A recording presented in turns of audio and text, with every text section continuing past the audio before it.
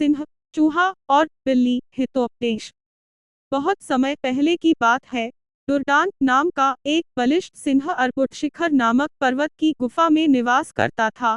प्रतिदिन वह शिकार हेतु वन में जाता और वापस गुफा में आकर विश्राम किया करता था। एक दिन कहीं ऐसा ही एक चूहा उस गुफा में आ गया, धमका और बिल बनाकर रहने लगा। जब भी सिंह विश्राम कर रहा होता, चूहा बिल ऐसा ही निकलता और सिंह के केशों को कुतर जाता। जागने के उपरांत सिंह की जब अपने कुतरे हुए केशों पर दृष्टि जाती, तो वह क्रोध ऐसा ही आग बबूला हो जाता। बलशाली होने के बावजूद भी उसका चूहे जैसे छोटे ऐसा ही जीव पर बस नहीं था। जब भी वह यूस पकड़ने के प्रयास करता, वह चपलता ऐसा ही अपने बिल में घुस जाता और सिंह क्रोधवश दांत पीसता रह जाता। एक दिन सिंह ने सोचा कि इस छोटे ऐसे जीव पर अपनी ऊर्जा व्यर्थ करने का कोई औचित्य नहीं है। इसके विनाश के लिए इसका ही कोई परम शत्रु लाना चाहिए, और वह गांव जाकर बहला फुसलाकर एक बिल्ली ले आया। प्रतिदिन सिंह बिल्ली के लिए ताज़ा मांस लाया करता और प्रेम ऐसा ही यूस खिलाता। बदले में बिल्ली सिंह के विश्राम के समय चौकसी करती। बिल्ली की उपस्थिति में चूहा डर के मारे बिल में घुसा रहता। सिंह अब निश्चिंत होकर सोने लगा।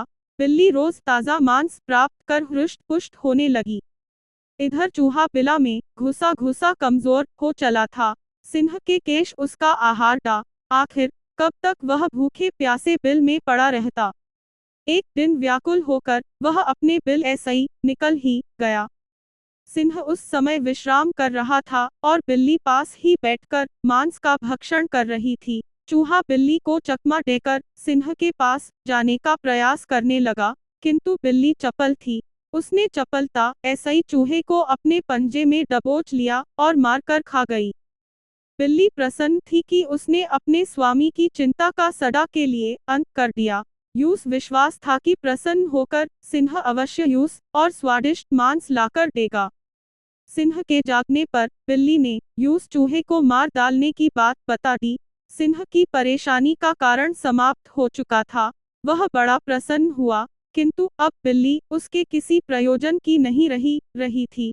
उसने यूस भोजन देना बंद कर दिया। बिना भोजन के बिल्ली कमजोर होने लगी। यूस समझ में आ गया कि चूहे को मारकर उसने अपनी उपयोगिता समाप्त कर दी है, इसलिए सिंह उसकी उपेक्षा करने लगा है। अंततः वह गुफा छोड़कर चली गई। सीख मोरल ऑफ द स्टोरी।